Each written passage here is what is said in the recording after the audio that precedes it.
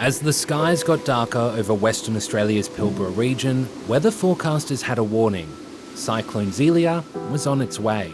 We could be talking about wind gusts over 200 kilometres an hour, potentially up as high as 290, which is absolutely devastating to any structures, houses, property in its path. There's been pretty strong wind and a bit of storms. There was thunder, there was rain, winds. Zelia had formed over the Indian Ocean and was heading towards Australia's northwestern coast, and people were told to prepare for the worst. Tie down a bunch of stuff so it doesn't blow away and just secure your house. Tape up windows so they don't break. My family just stayed inside all the time, but one time we had to go and check because we heard a lot of stuff happening, and we got scared. A cyclone is a powerful storm that forms over the ocean where the surface temperatures are really warm, which means they tend to affect people in Australia's north during the summer. In fact, the Pilbara is still recovering from Tropical Cyclone Sean, which hit last month. But Zelia was even bigger, and as it approached Western Australia, it was a Category 5. I was pretty scared.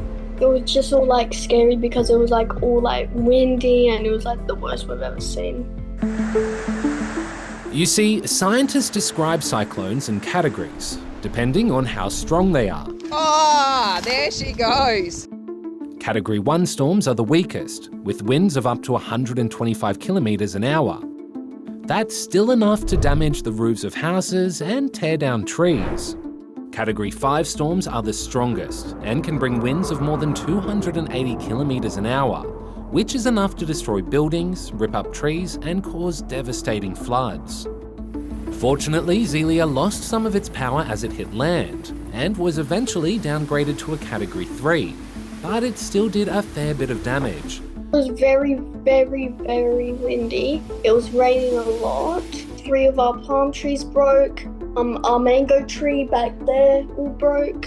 And our tree fell next to my mum's car. It brought winds up to 220 kilometres an hour, as well as huge amounts of rain that caused major flooding and cut off a freight route to Broome, which has stopped deliveries getting through and left supermarket shelves bare. Now that the cyclone has passed, the cleanup can begin. This system was big and unpredictable. The outcome could have been a lot worse. And as we all know, the Pilbara people are made of tough stuff. And things can start to get back to normal in this cyclone-prone area of Australia.